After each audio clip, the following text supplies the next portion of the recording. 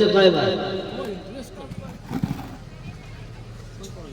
মা বাবার কথা মতো যে জন চলে না, আল্লাহ নবীজির দিদার সে জন পাবে না।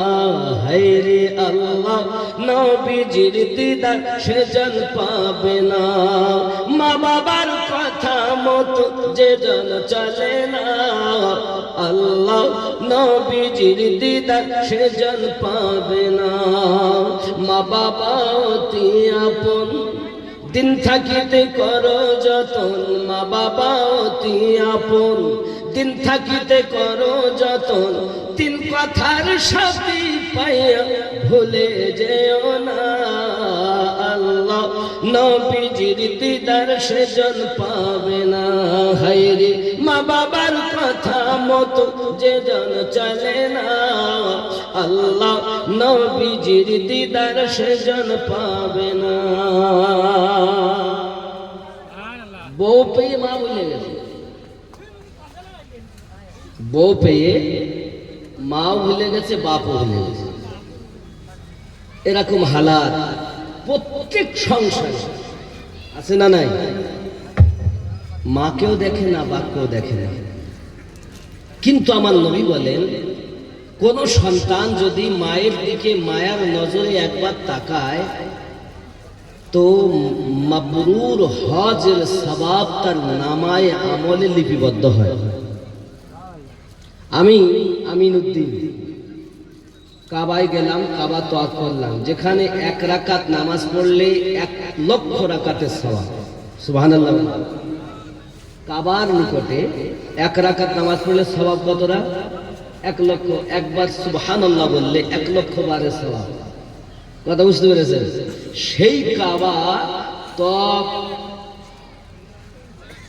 করে আসলাম, হজ করলাম, উমরা করলাম, মুজদালিফায় গেলাম, মিনায় গেলাম, নাড়া হলাম, কুরবানি করলাম, হজের আরকান সব পালন করলাম।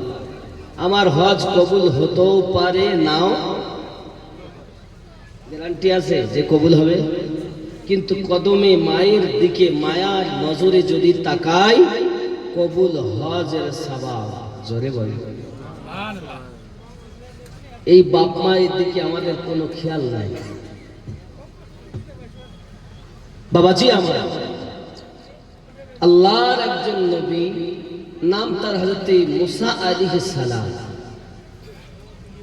একদিন তিনি জানতে চাইলেন, আল্লাহ আমার জান্নাতে সাথী হবে কে?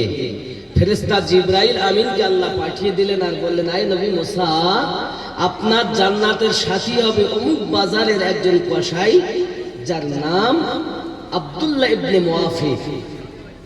তার নাম কি? আব্দুল্লাহ ইবনে মুআফিক। সে হলো তোমার জান্নাতের সাথী। তিনি চিন্তা করছেন, আমার সাথী হবে তবে একজন কসাই, এমন কি কাজ করেছে?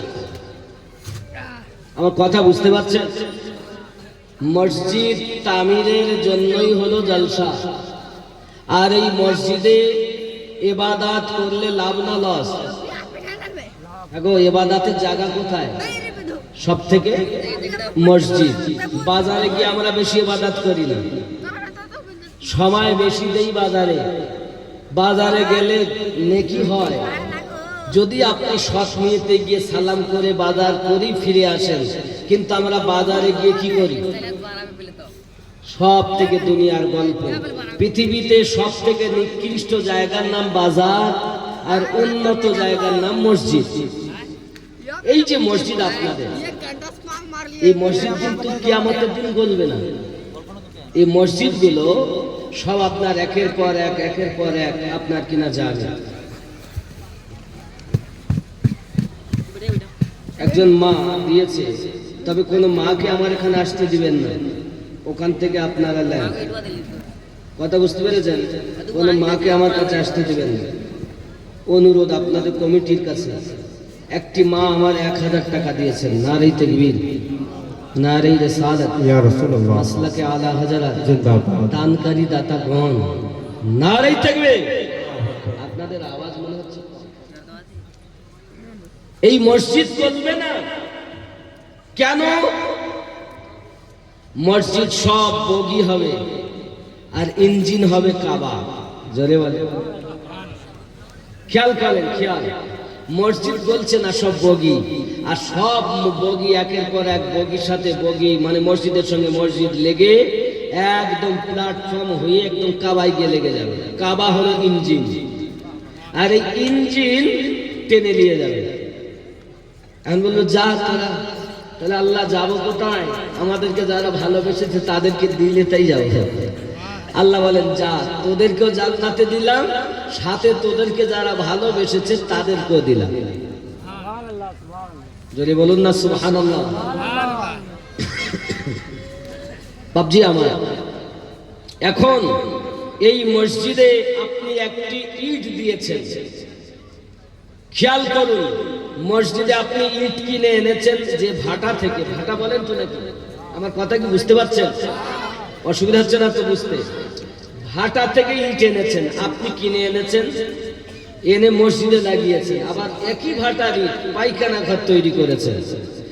পায়খানার ঘরে আপনি পায়খানা করেন আর এখানে ইবাদত করেন, দুটো ইট কি এক? দুটি ইট এক নয়, কারণ এটা ইবাদতের স্থান আর ওটা নাপাক জায়গা। ঠিক কিনা? আমরা মানুষ, আমরা যদি এই সঙ্গটা ভালো করতাম না, তাহলে আমরাও পবিত্র হয়ে যেতাম। আতরওয়ালার সঙ্গে যদি আপনি থাকেন, আপনি ব্যবসা করেন আর নাই বা করেন,